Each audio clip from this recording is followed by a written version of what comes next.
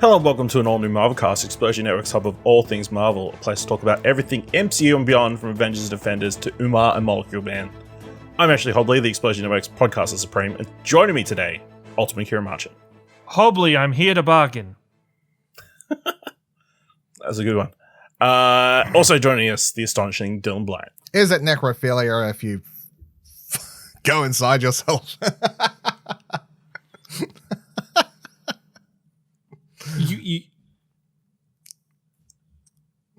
Today we're talking about Doctor Strange and the Multiverse of Madness.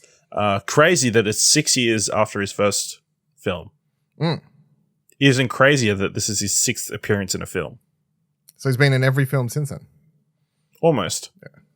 So, you know. Has he though? He's been in one film a year since then. Yeah, that's fair. Yeah. It's pretty impressive. There's probably 1 or 2 years maybe he was in more than one in that year, you know, but you know. I think it might be every year. And multiple times, really. I mean, he even had a cameo in like smaller things that probably don't even, He's the new Tony Stark, right? I mean, he's also in the TV show What If, so I mean. That is, yep. Yeah, Benedict Cumberbatch. It's like in everything. But yeah, today we're doing a spoiler cast for Doctor Strange Multiverse of Madness. So if you're listening and you're thinking, hey, they're going to just do a fun, non-spoilery bit, no, that's not going to happen because, you know, that's how we roll. So please be aware we'll be freely discussing anything and everything about the plot, themes, any of the film. So if I've watched it, come back later. It's playing in cinemas now. Assuming by the time you're listening to this, it might be a slight delay between here and America, but, you know, sucks to be them. All right. Talking about Doctor Strange in the Multiverse of Madness, directed by Sam Raimi, written by Michael Waldron, based on Marvel Comics, starring Benedict Cumberbatch, Elizabeth Olsen, Chiwetel Ejiofor, Benedict Wong, Xochitl Gomez, Julian Hilliard, Jett, Klyne, and Rachel McAdams. In Marvel Studios' Doctor Strange in the Multiverse of Madness, the MCU unlocks the multiverse and pushes its boundaries further than ever before, journeying into the unknown with Doctor Strange, who, with the help of mystical allies, both old and new, traverses the mind-bending and dangerous alternate realities of the multiverse to confront a mysterious new adversary. I'll just say right off the top, none of the descriptions are very accurate. Oh, that description sucks. But I think it's appropriate that they suck. Well, what was just the general one is like, Doctor Strange and his ally, what is it? Doctor Strange casts a forbidden spell that opens a portal to the multiverse. However, a threat emerges that may be too big for his team to handle. I think the marketing on this, like, completely misdirected people. I think it was on purpose, though. I don't think it absolutely. was like a fuck up. Like, I think it was a... It was a complete misdirect. I haven't read any reviews. I'm really interested. Are people just spoiling stuff in their reviews? Because it's really hard to talk about the plot of this movie without spoiling it. Like, yeah. So I don't know how people are doing that. I don't know. I've only seen the only, I guess, call it even review is the splash screen for the IGN review they put up on Social Post with the score and the basis, and it continues my idea or my understanding that I just disagree with a lot of things that IGN put up about, especially about these Marvel stuff as of late. They have just been kind of. Kieran, do you disagree in the positive or do you disagree in the negative? I disagree in the positive. They gave it, in their view, like a 7 or something. And 7's all right. That's not that bad. But I think this is. It doesn't mean they hate it. It doesn't mean they hate it, but still, I don't know. I don't feel it does this movie justice. I think this movie's fantastic. From the first viewing and coming off it, maybe, you know, looking back, I probably, you know, there might be issues I find, but from first viewing, this movie was fucking great. This movie, I think Elizabeth Olsen tore the shit up. Like, just tore the whole, like, just her role and Scarlett Witch's role in this movie was insane. Like, her, like, that... I desperately want to go back and watch her opening scene and the demeanor change from kind of from her initial, I guess, positive Wanda to the actual Scarlet Witch persona, because that, like, just her whole embodiment was amazing. I think, when we talk about the Sam Raimi Spider-Man films, I always have a problem with the Sam Raimi-ness of those movies and just kind of his directing through a lot of those movies. I think he fucking knocked this out of the park. I think how he treats Scarlet Witch in terms of a horror kind of character is amazing. He's really well done overall. I loved the fact that it felt like it was like, you have free reign over this movie and these universes, and I think that's the one of the cool things about the multiverse is that you can be like, okay, then I want Scarlet Witch to tear through a bunch of really well known and really beloved heroes from the Marvel universe, and they're like, yeah, sure, we'll just pick a multiverse or create a multiverse and do what you will with it. Enjoy yourself, have some fun. And I think just the way some of the shots, some of the camera angles and the choices in, I guess, very much the horror elements of this movie in general is really well done. I think Benedict Cumberbatch was great in his many different, I guess, personas or roles of Doctor Strange. I think overall this movie was fantastic. I had a really interesting cinema experience because I took my dad, who has never really been to a Marvel opening night. He's a really big Marvel fan and read Marvel comics back in the 70s, but never been to an opening night. So sitting next to him and listening to, because quite a few people applauded, and he was very confused by that situation. There was especially the one scene of, I guess, there was the Illuminati Council scene had this buildup of applauses that was like Black Bolt, little bit of applause. Peggy Carter, bigger applause. John Krasinski is Reed Richards, bigger applause. Fucking Patrick Stewart is Professor Xavier, even bigger applause. It was like, fucking hell. And then, just sitting, he was very bemused by that whole situation. But no, I think this movie does a really interesting job of both growing the MCU again, but also shifting things for Doctor Strange and putting Doctor Strange in an even bigger light. Now, I think the original Doctor Strange movie and his kind of roles in general have been a little bit more kind of encapsulated, a bit more well-maintained. This one just kind of blows the hinges off it and takes you to the wacky and the strange world, if you will, of the magical side of the MCU. So, no, I really love this movie, and I definitely enjoyed all of it. All right. For anyone who listened to our MCU rewatch of Doctor Strange, Dylan, Doctor Strange was one of your favorite Marvel films so far. How does this one stack up? Nowhere close. I think this was a big disappointment for me personally. And as the Sam Raimi supporter in our Spider-Man rewatch, and as someone who loved Doctor Strange, I think the most out of all of us, I think, and it's not Sam Raimi's fault, and it's not any of the actors' fault. It is. I definitely think it comes down to the script. And editing as well, I guess. You can put some blame on Sam Raimi as the director, but I mean, he had nothing to do with the story or whatever. I mean, Scott Derrickson was on board until, I'm sure he was involved in the early days until he left, and then they brought Sam Raimi in. It wasn't a last minute thing, fucking what's happening with Fast and Furious at the moment. But he wasn't there from the story drafting stage, I don't think. But anyway, I just think the movie is very badly paced. It's just sort of like a scene that goes to another scene to another scene to another scene. And I mean, I think it got to the point where they're protecting Kathmandu or whatever the fuck his place is called. I think it might be. Yeah, whatever it is. No, it's Kaj Mahal. Yeah, that thing. Yeah. It got to that point and I was like, my brain was just sort of struggling because I was picking up on just how disjointed and weird the pacing of the film was feeling. And I mean, that continued throughout the entire thing. It just felt like scene after scene after scene, and there was no real direction for it. I also think, as much as I enjoyed, I can't remember her name, America Chavez is the actress from Babysitter Club. Xochitl Gomez. Yeah. She's really good for that character. I think that character gets absolutely nothing in this movie. Apart from one scene in which she has this this. You get to see her lose her parents. Like, other than that, she's like just a walking MacGuffin for all these characters and everything with Wanda and whatever else. Like, she's just a walking, talking MacGuffin who they try and give a little bit of backstory too quickly, and then they're like, nah, fuck it, like that's enough for you. Like, let's move on here. It's also weird to see them retread some ground that was in What If.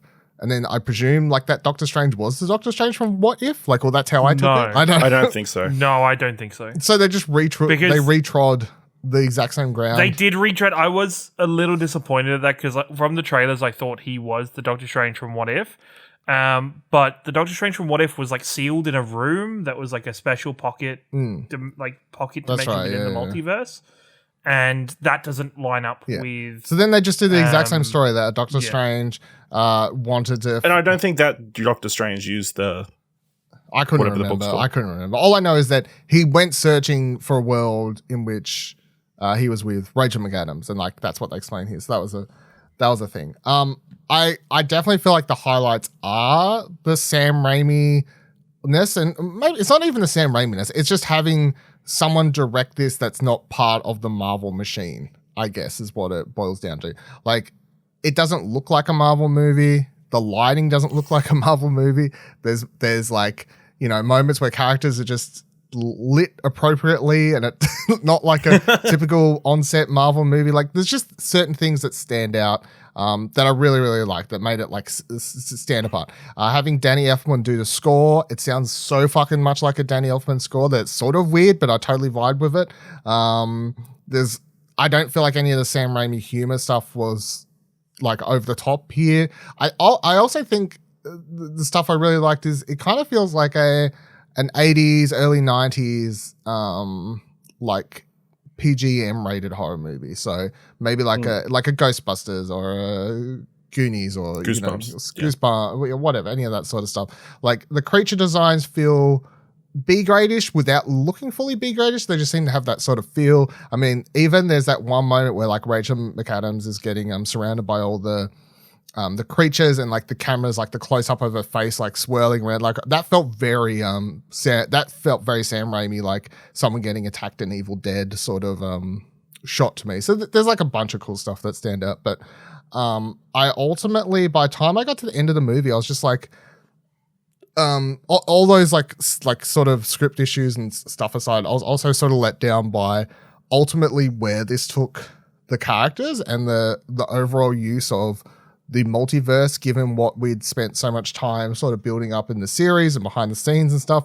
I mean, prior to going into watching the movie, I see this story where Kevin Feige is like, hey, answers some question, I guess, on the red carpet or something like that from the event yesterday, where someone asked, like, could Doctor Strange have fucked up the spell for Spider-Man unless what's-his-face had, been killed in Loki? And he's like, no, it's all part of the big plan.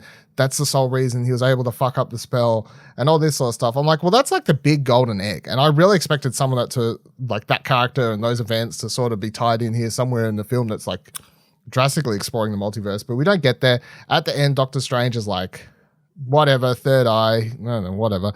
We'll get to the after credit scenes. I was like, cool story. I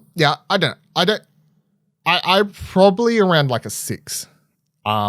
I definitely ultimately enjoyed the tone. Again, as Ciaran said, really great performances, mostly by what's her name? Fucking Elizabeth Olsen. It's like Elizabeth Olsen is obviously the standout here. It's also, we'll look back after you give your thoughts, Ash, but at one point I do want to ask the question of, hey, this is the first proper movie where it's like you need to have watched one of these Disney Plus series, like, and how we all feel about that. But yeah, we'll come back to that. I liked it. I think there's definitely elements that I didn't enjoy as much. I think some of the like visual effects, especially towards the start, like in New York City, not good. They looked bad. I was worried, especially the shot of him looking over the balcony. Yeah, and then especially because we've seen if you've been on Twitter like the last couple of months, like all the shots from like Spider-Man No Way Home where they like showcase that they're not actually in New York City. It's like they're standing on a green screen against like a background of New York City or whatever. But yeah, I enjoyed like a lot of the elements, even like the horror stuff. Like that was a fun vibe, and it's definitely an interesting take to take this character who has become very beloved and make her pretty much the horror slasher villain to the extent where she's blood soaked, even though it's like oil soaked. Yeah, and, you know, it's fun. It's a fun, quirky story about going through the multiverse, and it's very much a Marvel multiverse story where, you know, you encounter all these random heroes who are slightly like the ones you know, and then for them all to get taken out. I mean, that's super enjoyable to watch, especially Black Bolt, who goes out like that might be the most gruesome thing we've seen.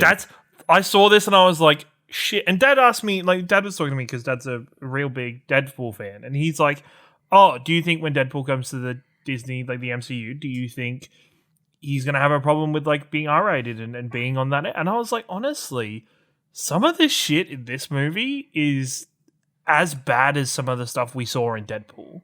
They just don't swear. Like, they just don't swear, and like, you know, Black Bolt's head just imploding and like fading in on itself is insane. Like making the decision to kill freaking John Krasinski's first time as Reed Richards, like showing him being killed, like he's kind of. Let's not say first. Let's say potentially only.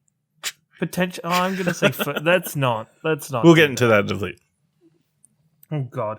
But like him going out so quickly in that situation, I think was like fuck. And then the other one is like she fucking brutally killed Patrick Stewart.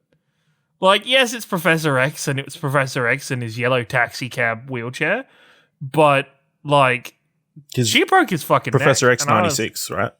Yes, so it is. Yeah. Yes. Which I think there's some interesting connotations about Professor X that I'm curious about. Patrick Stewart's also had to die twice as that character now. Like, yeah. Yep.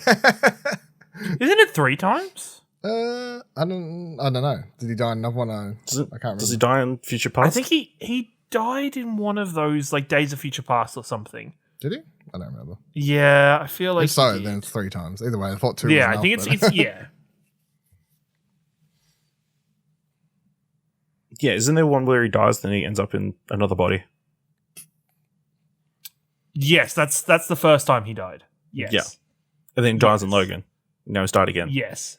So that's 3 times. Yes. Yeah. What a dude. But yeah, I feel like there's a lot of like universe building elements, especially when they're talking about incursions and like just generally building multiverse stuff. That's like, is that leading up to the potential road that they're going down, which we'll get into later, I assume. I think, yeah, America doesn't really get much. It's like a very slow build to her climactic moment of, hey, I can use my powers now because I believed myself now.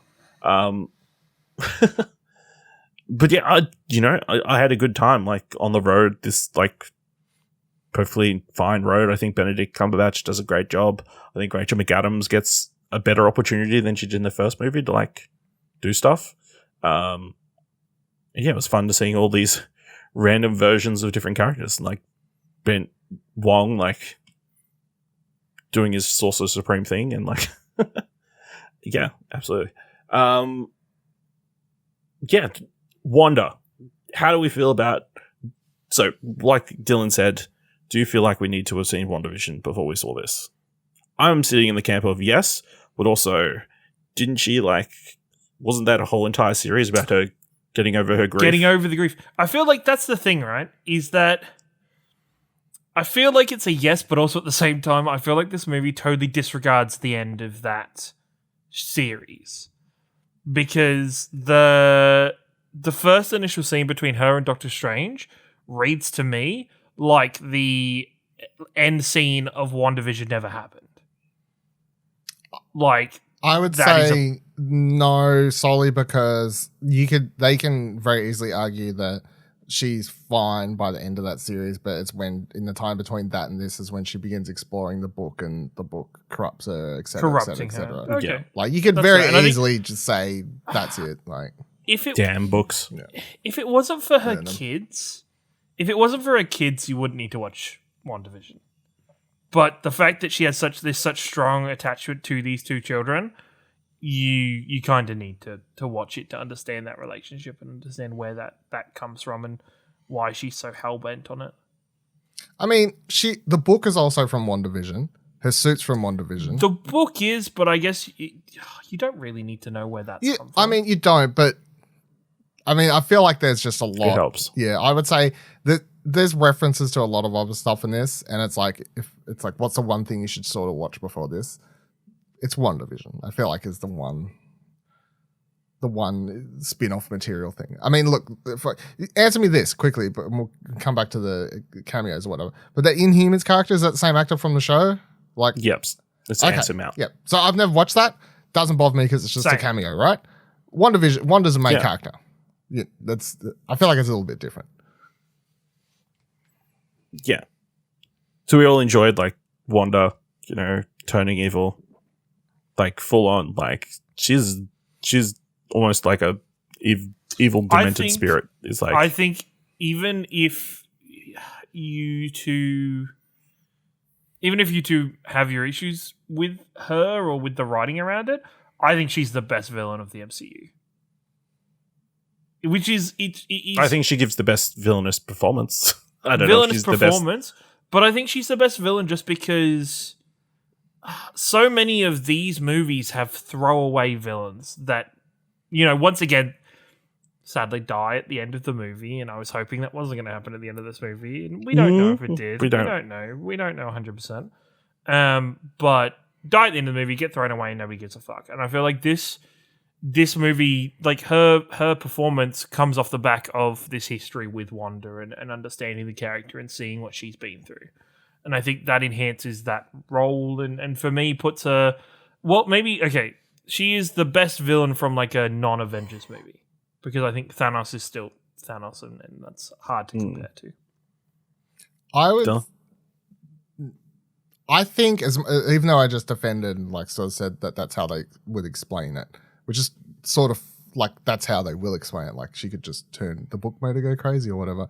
I think the fact that I don't feel like her story here, like with the way it ends, and given it's just 2 hours, her progressing this grief or whatever over her kids, I don't feel like this tells anywhere near as good a story as what they did in WandaVision, even though I sort of didn't like the big powwow, blast, Vision Fight Fest thing in the finale. I still think that series is really, really great. And I think her emotional finale for that and choosing to give up that world that she'd created is such a more emotional moment, and having her go live out and seeing the way that series ends where she goes and she's giving up everything and now she's sort of alone living out by herself, and she doesn't have Vision, she doesn't have these kids or whatever else, but you see her looking to explore the multiverse. That's what they tease at the end of that or whatever. I would still say, so that's why I'm sort of they can very easily just explain that she goes bad again or whatever. But I would say if I was to compare that story to this story, as far as Wanda, the story in that's so much better for her, character arc wise than this. Her arc in this is just she's really evil, and I love her performance. Well, there's no much depth to it or layers or anything. It's literally just hey, pretending to be good. Then she goes full crazy, bad Scarlet Witch. Really great. Again, great performance. It's really cool. Her chasing them down that whole way, bloodied and whatever else, makes for this great horror genre sort of thing. But yeah, and then by the time you get to the end, she's like, I fucked up. Best I gotta kill myself. Jump this fucking building on my head. I feel like that compared to having to give up everything, her crying, watching this world crumble in WandaVision. If you compare the two moments at end, her choosing to dump a fucking building on her, the tower on her head and kill herself, compared to just giving up giving up this fake world and then choosing to live with that. I just feel like there's one is so much more powerful and says a lot more than the other to me. So yeah, I enjoyed her performance, but story wise, I don't feel like this is anywhere near as good a writing for her as she got in WandaVision. Yeah, I think that's fair, but it was fun. Yeah, I'm not arguing it's fun. And we actually got to see her go full out. Yeah, it's kind of like I needed a few more episodes in WandaVision for her to do this before getting to what happens in WandaVision. That would be my ideal. You need an epilogue to WandaVision. Well, no, I could still have WandaVision end the way it does. I just like have this happen for like 2 to 3 episodes between episodes like 5, 6, and 7. You know what? Her go kill in Doctor Strange? No, just go full Scarlet Witch mode or something. You know what I mean? Like we never really got to see it, and that is the one thing. Yeah. You can only see it on the big screen with the big budgets. I do wish they had explored more of the Darkhold's corruption of her. Like, have more of a, I don't want to say an inner monologue, but have more of a juxtaposition between the Darkhold's corruption of her instead of just being like, yep, this is all her now, and not having this kind of moments of self-doubt or moments of self-reflection on everything going on. And you have those minor moments when people are asking, like, what are you going to do about the other Wanda you find in those universes? Like, you have those moments, but I don't think they are built upon or explored in any way to make it understand that, yes, this woman's worked through her grief and is working through her grief still, but at the same time, this dark book has had its way with her and corrupted it's got her a through dark hold on her. I just feel like so after like America like flicks off the portal and she's like, oh, I see the light now, like Darth Vader, you know, like Luke's like, oh, Father, I'll save you. You know, she's finally like turned back to the light side or whatever. And like her, instead of like coming to face the music, she's like, nah, got to bring this whole place down on top of my head. Like, again, compare that to WandaVision when she finally comes to the light. She literally walks back into town to face all the people she'd been keeping prisoner and has to like face them and deal with that, you know? Yeah. Like, it just, again, this is... I don't know. Maybe she couldn't do it twice, you know? You know, she's lost 3 people now. Because at first, when she was like flicking off, I was like, damn, I don't know how they're going to... 4 people, actually. Well, 6. Quickly going through my head when I was like, okay, so she's being... I was in like thinking throughout the movie. I'm like, okay, is Wanda going to be like a bad guy for like a few films? Like, what's the go? And then when she turned back to being good, like I see her like after she's crying, I'm like, okay, she's going to be good. So I wonder how they're going to, like, they got to turn her face again now. So how are they going to make the crowd cheer her? You know what I mean? Like, how are they going to... That's going to be an interesting thing, I think, coming out of this. Like, all the people who loved her in WandaVision and were like, yeah, she's the hero. She's perfectly fine. She's fully redeemed. They're going to be all like, they've done her dirty again, you know? Yeah, I mean, like, I love WandaVision, but it's like, she's the bad guy of that. And it's just, like, but I liked how she chose, like, she was facing the world, like she was going to have to deal. I was expecting to see her in future things having to deal with the repercussions still of that. The most we get of that is Doctor Strange being like, nah, I'm not even here to tell you off because you did the right thing in the end. Imagine if he said that. Imagine if he said that. Like, you just robbed the bank. Spider-Man's like, but in the end, you did give me the money, so on your way. Like, yeah. I won't. There is some weird mental gymnastics that does go through this movie in general. Superheroes really get like a... Like I wasn't... I will admit, at the start of the movie, I was really fucking excited for America Chavez working with Doctor Strange again after this other Doctor Strange just tried to kill her. Like, I was excited for that. I was really interested with that. Then their first interaction, she kind of just brushes it off. And is like, whatever. She's like, avoiding him the entire time. She avoids him, but once away. They get like, but it doesn't last very long. Like once she's there interacting with them, she just kind of there's no coldness. There's no. She knows she's been to multiple universes already. So? She's probably met multiple Doctor Stranges. 73. Or whatever it was. So it's like 72. I don't know. Wouldn't you still be fucking weird if like seconds ago somebody tried to kill you and take your powers because there was no other option, and it's probably not the first time, and here they are again dealing with it and going through it again? I don't know. It's where the now that I think about it, it's where the line "you're different from the other Doctor Strangers" is kind of falls a bit flat. Like, you know, it's just like, but why is he different? Because like, he learns from his mistakes. I don't know. Also, it's funny that in this movie, Doctor Strange is playing babysitter again. Okay. This is a new thing, yeah. It's another movie in where he's calling somebody kid. I will say I was really disappointed, especially through that first New York scene, that Spider-Man didn't show up once. I don't know. I was just sat there hoping that he would turn up and be like, what the fuck is going on here, and have some kind of help and assistance just to kind of further Doctor Strange's journey with that. Because obviously he understands that there was a spell to do with Spider-Man that interacted with the multiverse and has changed. Yeah, I was trying to wrap my head around this too. Like, he's aware there's a spell, like he's aware there's a Spider-Man, but he just doesn't know Spider-Man's Peter Parker. Who Spider-Man is. Yeah. And he doesn't know why they did the spell. Yeah. Or maybe he does know that, he did a spell to. Yeah, I mean, I guess you just have to draw the line as close to Peter Parker as you can, which would be, I did a spell to help Spider-Man do something. Like, because that's as close as you can get without saying Peter Parker. So I guess that's what he knows, but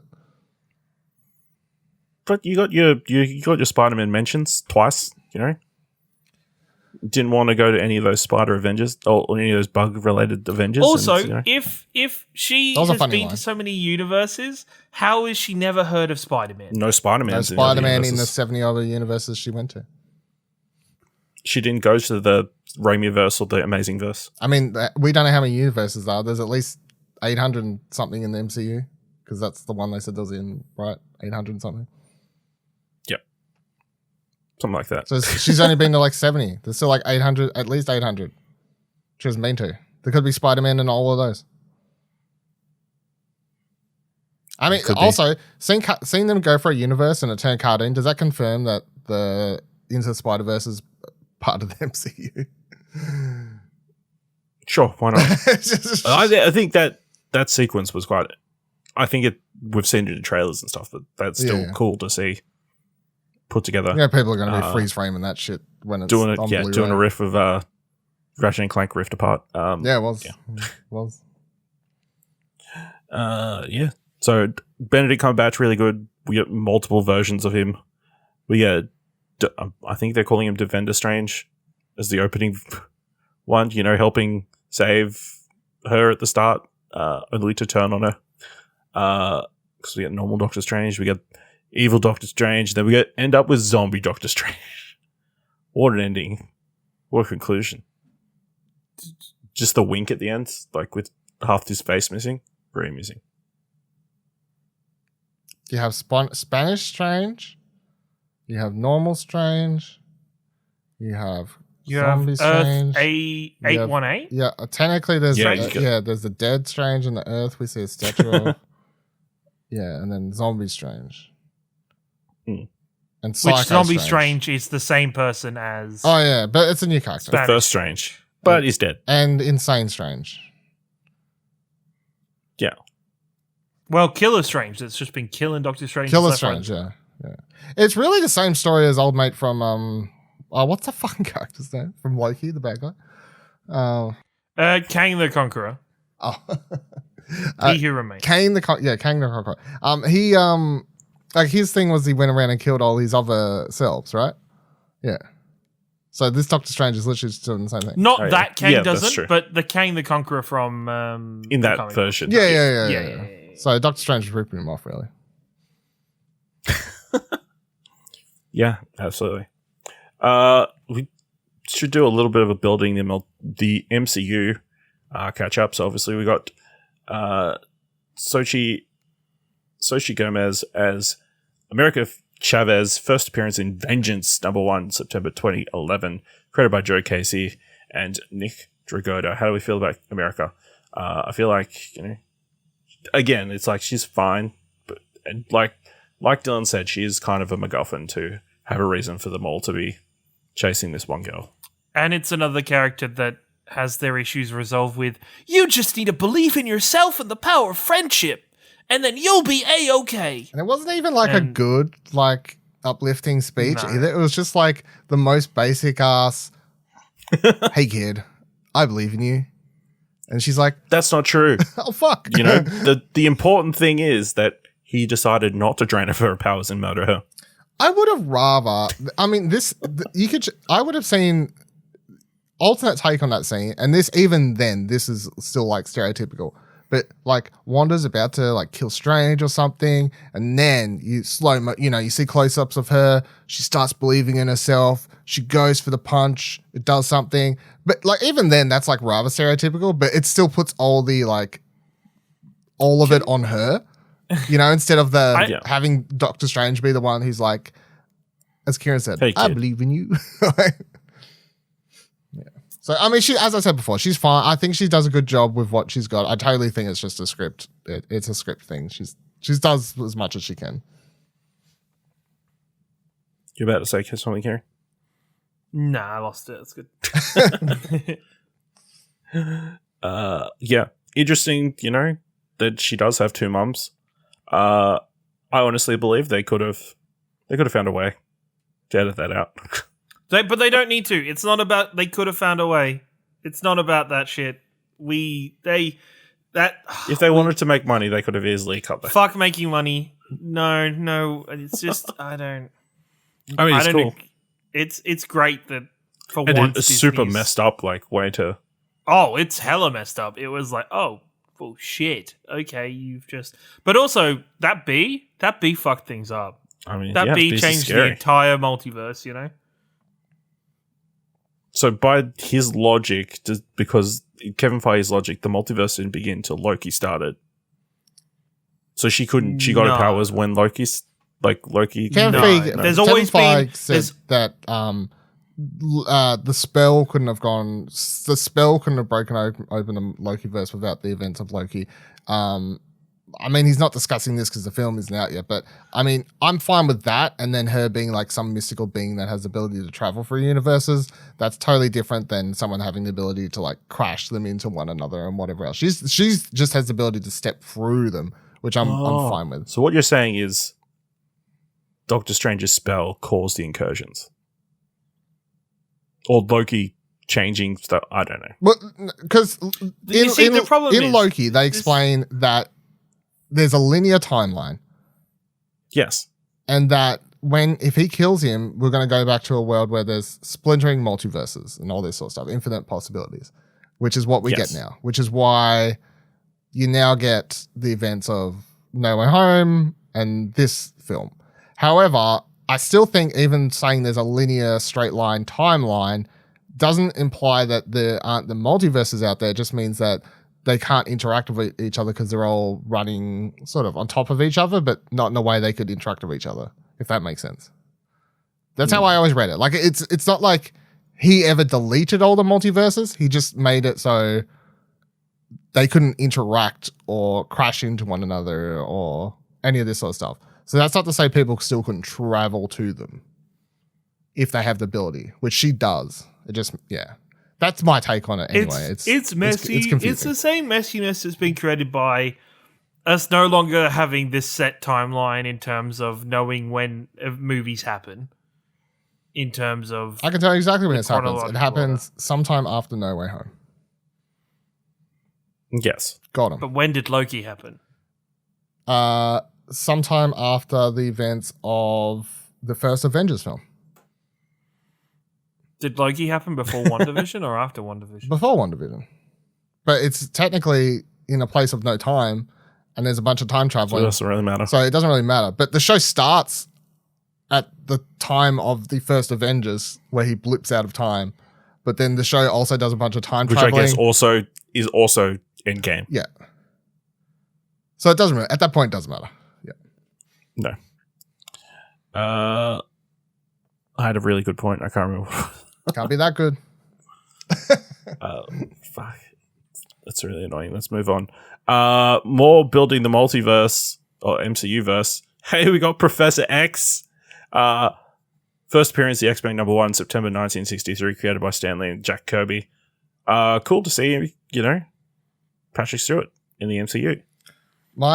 In the yellow chair. I think it's sort of fucked up that the appearances of both Reed Richards and Professor X for the first time in the MCU they're just killed. I think it's great. I think it's awesome because it's like, hey, it's a complete misdirect. Here's a taster of characters we hope you're going to get down the line. No, we're just going to kill him. We know we're getting a Fantastic Four film. Like that's we know we're getting a Fantastic Four. I think it's an interesting position because they've now set the standard in these movies that. Well, I guess what the multiverse thing is, hey, if we see an actor playing this character in this multiverse, they are that character for all of the multiverses. Maybe. Why maybe? Incorrect.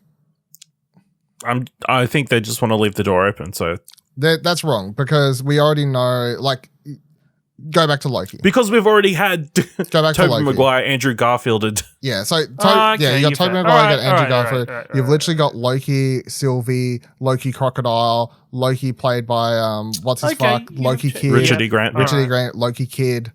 So yes, they do. They have often used the same actor in a lot of things. However, there are just as many times they have not. Yeah.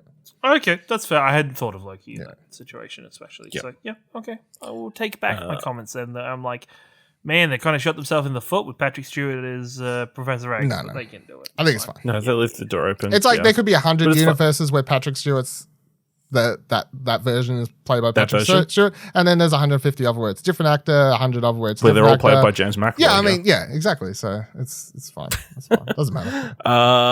So of course we also get Black Bolt, who first appeared in Fantastic Four, number 45, created by Stan Lee and Jack Kirby. Cool. I mean, did you watch that show?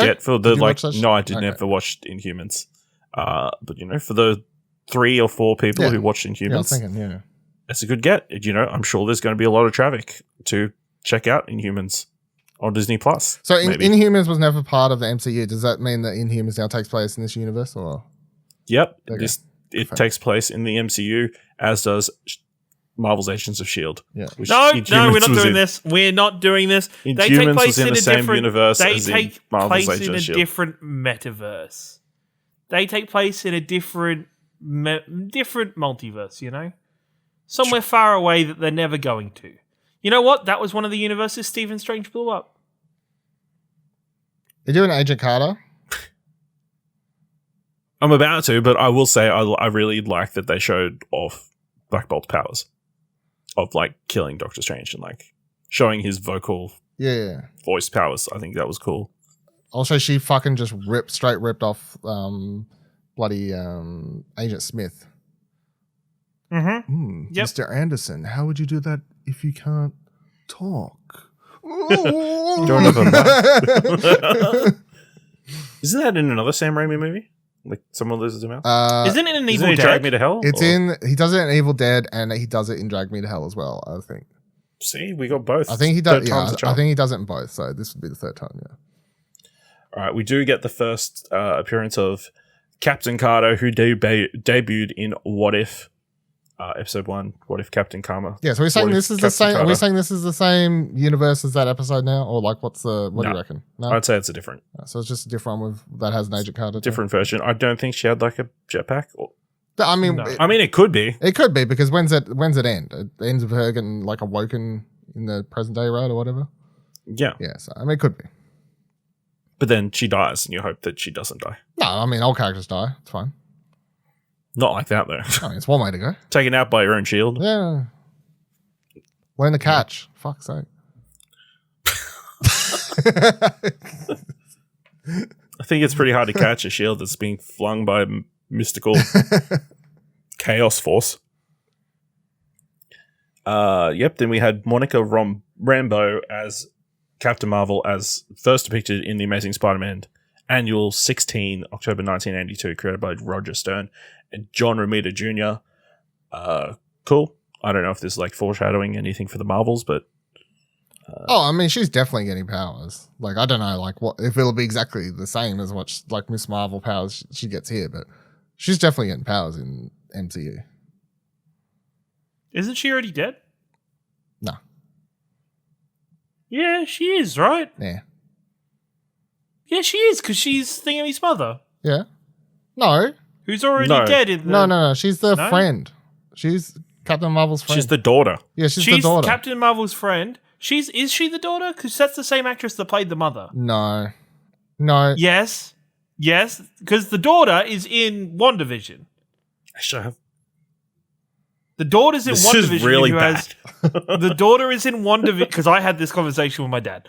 So the daughter is in one division, and she is her own separate character with her own powers that are once again kind of ambiguous and not very well. Yeah. But how did she die then? So what I'm thinking she is passed in away that during universe, the dust, right? In that well, she just passed away of old age. She was the leader of Sword, and she was like the founder of Sword. Oh, that's right. And she passed away prior to the start of WandaVision. Yeah, I remember now. Yeah, so it is Maria Rambo. Sorry. Yeah, and so all I'm reading into Maria is Lashana that, Lynch. Yeah, all I'm reading into her role in Universe 818 is that she's the one that went into this flight that turned her into Captain Marvel. I forgot they wrote her off screen. Yeah, no. Rather than Carol Danvers. It's just a case of. I mean, she just aged. That's the thing. Yeah, but like, I guess she did die. We got old Peggy Carter and stuff. Like we've had old characters kind of before. But Peggy died on screen. Mm. No, actually, she didn't die on screen. She didn't die on screen because it's just the start of Civil War. Starts with her funeral. All right. Well, take back what I said. Yeah. I thought she didn't die. Speaking of the blip, do you reckon Christine was alive for those 5 years? Yes. Yes. Yeah, that's how she met someone, right? Yeah. And she, even though it's the actress, I'm not even going to make that comment. Don't worry. Let's go on. Wow. Rachel McAdams always has partners time travel or. Dude, I love that movie so fucking much. Which one? Time Traveler's Wife? Yeah, there's about 4 of us. No, not that one. It's the other one, the English one. About Time. About Time. Because I always get it confused with In Time, which is the Justin fucking Timberlake one. But About Time is a really good movie. I think she's in like 4 or 5 different movies in which she has lovers that time travel. So sure, why not? If you're good at something. It's a genre. Also, screw that, the rival doctor from the first film. Try and make Doctor Strange. This motherfucker gets a credit. Yeah, full full credit. I was like, full star, like not even like a normal credit, like an and. Yeah. Like an and this actor. It's like, what? Yeah. Old mate showed up for 10 minutes. Come on. Yeah, absolutely. Of course, Reed Richards, depicted by John Krasinski, debuted in The Fantastic Four, #1, November 1961, created by Stan Lee and Jack Kirby. Is he going to play Reed Richards in the Fantastic Four movie? No.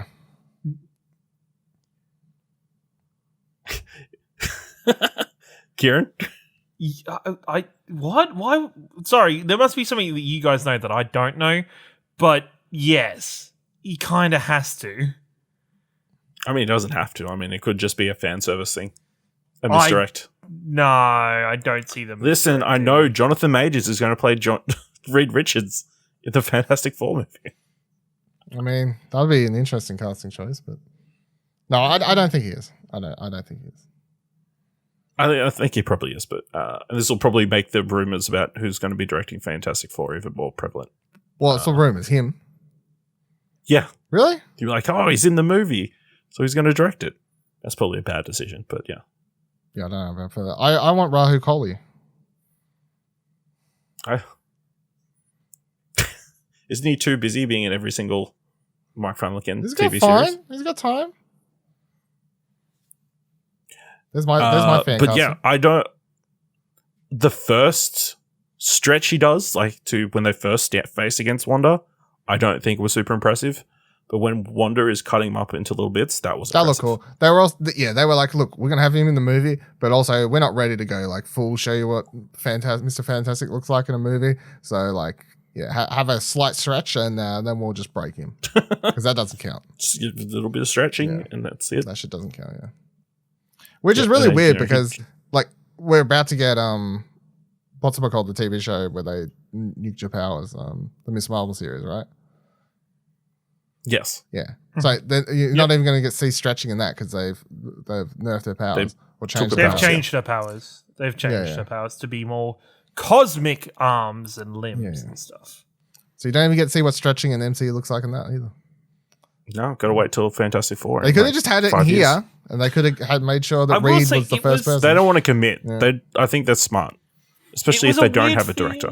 I feel like the weird thing was they were like, okay, everybody's going to appear off screen from somehow, so don't really think about this, but like Mr. Fantastic was like stretching across the roof or something, or no, he came through like a portal. Did he? Yeah. Not that we saw. He opened up a portal above him.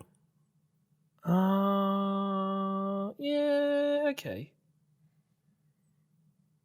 It's kind of dumb. He's a genius, the smartest man on planet. You know, of course he's invented portals. Well, he was.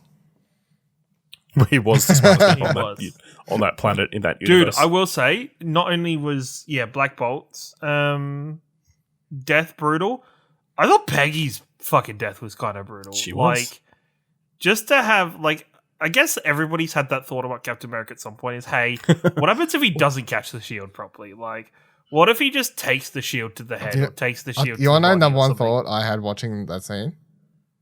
Man, I can't wait for the corridor crew guys just to get their hands on this and just add the blood that was needed. Like, let's fix this shit up. Like, just blood everywhere, yeah. Because what? Monica didn't go. Like, they went pretty clean on her as well. Yeah, I mean, she just got squashed. I don't know who the statues were of. That's anything. I don't know. I don't know if that's important. I didn't really see properly. Ultron? I don't want to reintroduce him because I do have one more person to discuss, but seeing as we're going through the Illuminati, who aren't the Illuminati we know from the comics, I think it's a bit of a misdirect. It's just the name for the Avengers in that universe. Baron Mordo. Interesting to see him back and not see him in the MCU. That was a misdirect because all in the trailers it made it out like he was the main villain and it was the actual Baron Mordo that we knew. But no, it's the only one he sees from the different dimensions. So yeah. He's all buddy at the start. Yeah. And it sounds like it does sound like Baron Mordo has made attempts on Stephen Strange since. From the way he talks about him, 100%. It is very much the same issues that had the same issues that the Mordo we had from the MCU would still be happening there. I think overall it's a good juxtaposition. And it was nice to have the double misdirect where it was, oh no, they're friends, they're great. And then to be poisoned by him and then kind of pull him through there was an interesting an interesting turn. All right. Last building the MCU entry, Charlize Theron. Do you guys know who she was playing? Dr. Clea Strange. I googled that shit while the credits were rolling. So did I. That is also what I did. Thank God for those leakers, am I right? Being straight onto that. Yes, first appearance, Strange Towers, 126, November 1964, created by Stan Lee and Steve Ditko. What do you think of our brief taste of Charlize Theron? Looks like whoa, Charlize Theron. Crazy. That was cool. She's in every major franchise now, so yeah. Let's be honest. Get those royalties. It was kind of fucking terrible. What? As an after credit scene, going from the end of the movie, which it is was him disjointed as fuck. Yeah. Going from him being in agony, falling onto it, the eye opens up, we're like, oh shit, what's going on? Oh god, how's Doctor Strange going to get out of this one? And then he's just walking 30 seconds to a minute later, strolling down the street, doing the fucking Hey Arthur stroll down the street. The Peter McGuire he's emo fine. stroll. Yeah, he's fine. All of a sudden, he's like, bitch, yeah, we ready to work. Third eye. And it's just wait, that's not a problem? She's like, you fuck shit up. You're going to come with me. And he literally just goes, looking forward to it, babe. Let's go. Yeah, actually, minor detail this made me think of it. I will say I popped really hard when his cape in the first scene was his pocket handkerchief of his suit. I was like, that's the coolest shit ever. And that's impressive. Yeah, I'm like, that's impressive. And then it was the jumper of that he was. He was wearing. Yeah, just transformed. He was wearing, but yeah, I think it was very juxtaposition. I guess it was interesting that the hole that she cut open looked like it was going to a very similar place to Dormammu, like from the original. Do you want to know why? Yeah, did you not read her bio enough? Come on, Ciaran. No. Fill me in. Ash. No, her mum is Dormammu's sister. Oh, right. You know. So can you imagine what is Dormammu's Does that mean we're sister getting? looks like? Does that mean we're getting Mads Mikkelsen back? Unlikely. No. So in the comics, somewhere. they get married and she's like one of Doctor Strange's like main. No. But I'm just saying, if they're going in there, Mads Mikkelsen got locked in there. Like He could. He could be. Don't rule anything out. Chilling. Just. He'd be like, "Hey, help me out." They just walk past. I had a dream. I was randomly chose to play a wizard in a movie that already had other movies about the same wizard. You know, it's a whole thing.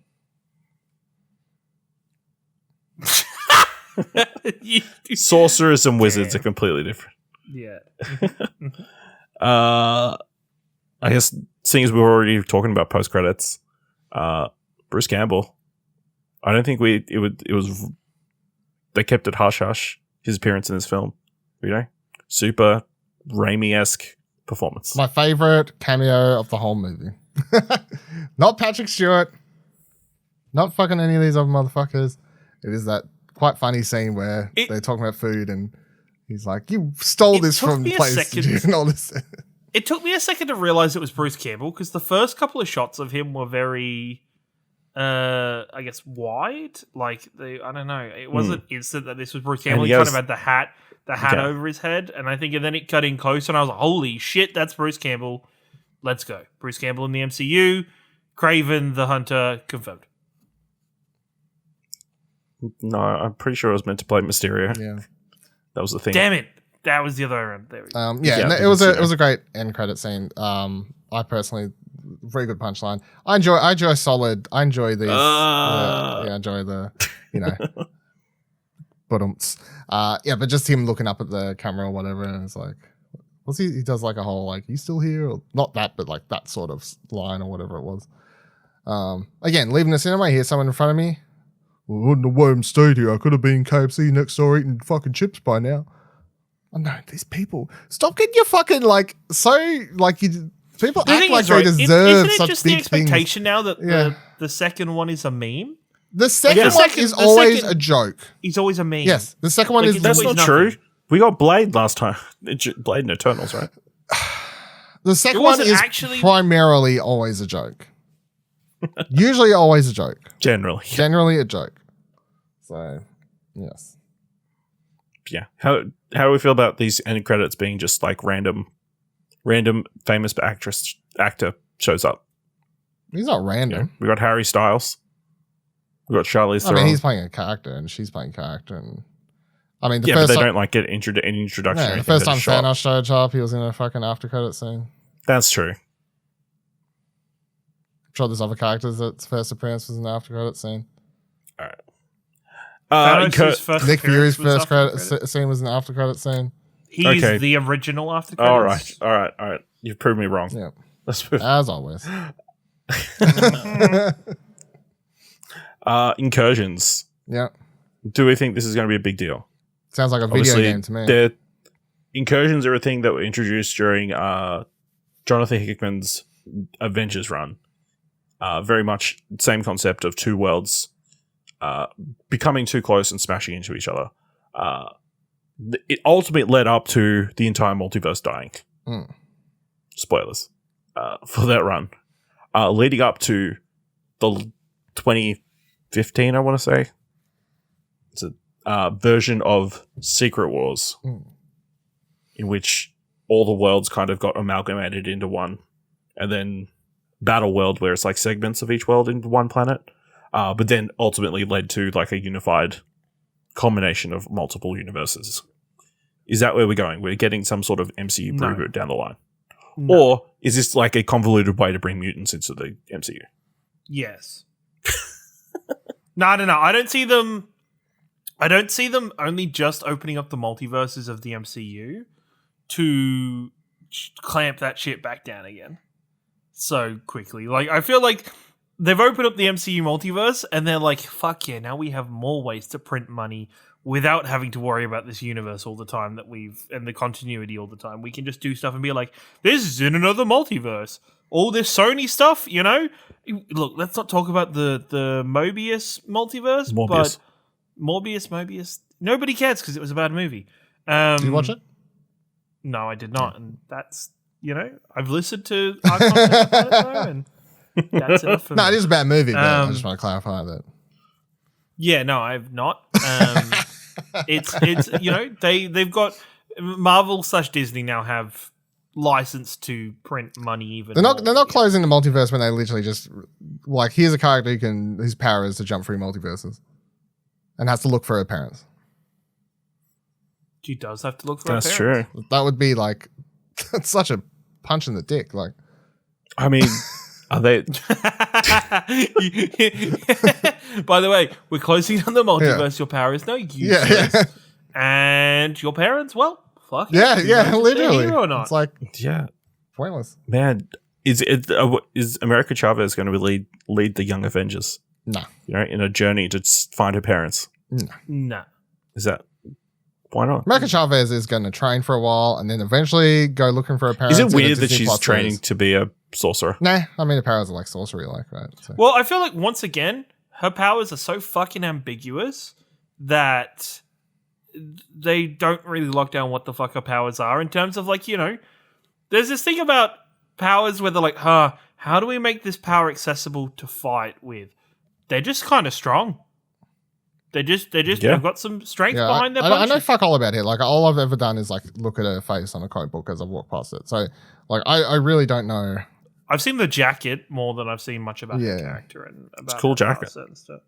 I mean, she's a more recent character too. She was only invented like within 2011, 20 something. Yeah. Because I used to be in the comic book store all the time, and I remember like seeing that first issue and being like, that first issue looks cool. I should totally read that. I never did. So. All right. Ciaran, what's the most marvelous moment of Doctor Strange in the Multiverse Madness? I feel like the obvious one is like the Illuminati scene. That had pop. No, I'm gonna go like kind of the counterpoint to that Illuminati scene. Watching them all die, I thought was watching them all die leading into the full on Scarlet Witch horror movie of just her getting bloodier and her kind of demeanor and the way she was walking and how she was chasing. Yeah, I think that's my favorite kind of section of this movie. All right. Dylan, what was your most marvelous moment? Bruce Campbell coming. Hot dog man. What was that? The hot dog man. He was a pizza ball. Pizza ball man.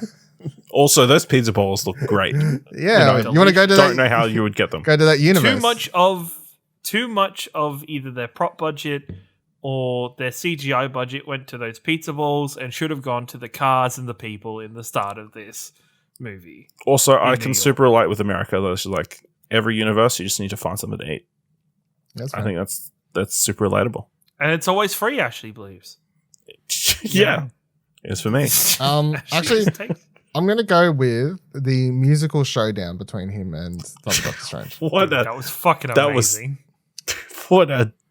It was probably Such a Sam Raimi, yeah, I was going to say, cheesy. it's the most Sam Raimi scene in this whole film, I think. But I really, really liked it. I thought it was like a good use of the powers and like the way it worked in with the music and everything. I really, really I enjoyed that. So yeah, I'll go that. Or pizza minor ball, point, kind of joining in with that. I think the score for this movie is fucking amazing. The score for this movie was kind of insane at points. Except for the random guitar. It was towards their end, there was some random kind of electric guitar for moments that I was very confused about. Absolutely. It's a great score. I was thinking about the musical and the killing of the Illuminati. Those are both great sequences. I don't zombie Pizza Ball Man. Zombie Strange. That's pretty great with all the damn souls trying to take him over because it's for doing something forbidden, and then him just absorbing them all. Dude, his fighting style and the choreography around his fighting style for the final fight with those zombie ghost things, I was like, it's pretty fucking cool. Also, Doctor Strange got super skilled since the last movie. His fight with Baron Mordo pretty good. Sorry, there was he does the parkour out of that gap, which I have to ask the question: why is there that gap there that nobody apparently can get out? It seems very impractical. I like the thing that I feel was just kind of thrown out there, but I was like, what the fuck? Was Doctor Strange summoning a giant fish to catch a flying bus and then disappearing the fish again? And I was like, what? Where? What? This has never been explained before in this. You can just... And then he, summons, the Hydras as well. I'm like, is this, a connection with the what if stuff, kind of? What? But sure. Yeah, absolutely. I also enjoyed Wanda in the mirror dimension. And, first her testing it out and then, almost getting herself stabbed and almost shooting herself in the head and then, attacking them from reflections. That was pretty cool. That was the first taste of her in the film. I guess other than her orchid suddenly turning into a death field. Anything else you feel like we need to discuss from Multiverse Madness? Was there enough madness in the multiverse? There was some madness, that's for sure. There was. What's the next movie? There was some madness. Thor, that's right. Thor. Love and Thunder. They played the trailer for Lightning and the Thunder. Mm-hmm. Do you think this movie was visually as impressive as the first film? No. No. I would say that it's interesting enough compared to other Marvel movies, and that's worth talking about, as I said before. But as far as new, fresh, exciting visual style, no, that was the first film. I do feel like this movie didn't need to be that visually impressive as the first one, because I feel like the first one was visually impressive as an extra ticket for entry for people to kind of be interested in gateway drug to be interested in what Doctor Strange was and what this magical side of the MCU is. It's also they invented the style of the Doctor Strange, Mirrorverse and all this sort of stuff, and then they use it again in Avengers and then they also it's Ant-Man invents that style, and then even if Edgar Wright directed that, so him and his partner technically directed that. But then that film used it. What are you looking at? It's a known thing. They did all the tests. Oh yeah, that's right. That's right. I know why you look. That's what I was like. What? That's like. I was like, wait, Peyton Reed directed. No, it's like Edgar Wright. Spent a while. He developed that style, which Peyton Reed. No offense. I'm not saying he fucked over Edgar Wright. It's just how it went. But he presented that. But then if another director comes in that's not Peyton Reed or Edgar Wright, they're still going to use the same style because it's that's the standard now. That's how you do Ant-Man shrinking. You know what I mean? Yeah. Absolutely. So yeah, anything else to discuss? Nah. Lock it in. All right. No, we're good. Let us know where you sit on the scale on Multiverse or Doctor Strange in the Multiverse of Madness. Did you super like it like Ciaran? Did you think it was alright like me? Or did you dislike it? Was it disappointing like Dylan? I was like... Let us know on Twitter by going to explosionnetwork.com/Twitter or jump into our Discord at explosionnetwork.com/Discord. If you want to help us out here at All New Marvel Cast, leave us a review, Apple Podcasts, Podchaser. Tell people about the show. Leave us 5 stars. Anywhere you can leave 5 stars. If you like this episode, think it's worth $1, head on over to our Ko-fi page, explosionnetwork.com/support. And of course, head over to explosionnetwork.com for all of our content, all of our other podcasts. Of course, these Spoilercasts, big events, lots of people come to have a look at them. So yeah, we do lots of different podcasts over at the Explosion Network. We'll of course be doing a Moon Knight finale discussion soon. And then we'll be jumping over to Holocron entries, talking about Obi-Wan in the coming weeks. So yeah, very exciting times here at the Exposure Network. But of course, the next movie to come out on the MCU slate is Thor: Love and Thunder, July, I want to say 7th, probably here in Australia.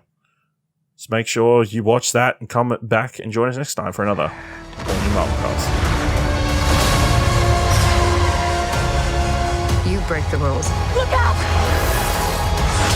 To become a hero. I do it, I become the enemy.